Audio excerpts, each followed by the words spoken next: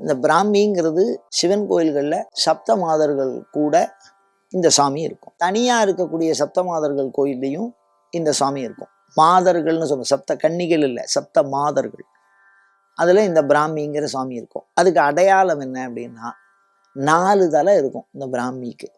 இந்த பிராமி அப்படிங்கிற இந்த சுவாமியை ஆராதனை பண்ணினால் என்ன சிறப்பு? வாழ்வுக்கு எந்த ஒரு வழிபாடு, எந்த விஷயத்துல இந்த தேவதை பிரயோஜனமா இருக்கு அப்படின்னு சொன்னா, உலகியல் சார்ந்த அறிவை நமக்கு பெற்றுத்தர வல்லது. இப்ப சரஸ்வதி அப்படிங்கிறவளுக்கு என்ன அதிகாரம், அந்த கல்வி போதிக்கக்கூடிய அந்த இருக்கோ, அதை மாதிரி இந்த பிராமிங்கிறவ உலகியல் சார்ந்த இன்னைக்கு இருக்கக்கூடிய இந்த அரசு விதிச்சிருக்கோ இல்லையா, அந்த உயர்கல்வி, பள்ளி கல்வி, அந்த மாதிரி இருக்கக்கூடிய எல்லா விதமான, அதாவது தொழிற்கல்வி, இது எல்லாத்துக்குமே இந்த பிராமி தான் அதிதேவதை.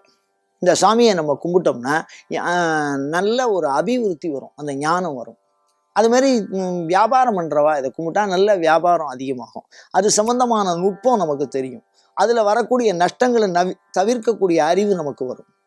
அது மாதிரி எந்த தொழில் இருந்தாலும் அந்த தொழிலை அபிவிருத்தி பண்ணி அது மூலயமா நமக்கு தன லாபத்தை அந்த நமக்கு கொடுக்க வல்லது. அதனால உலகியல் கல்வியை பெறுவதற்கு இந்த சாமியை நாம் வணங்கி அதன் பயனை நாம் பெற முயல்வோமாக.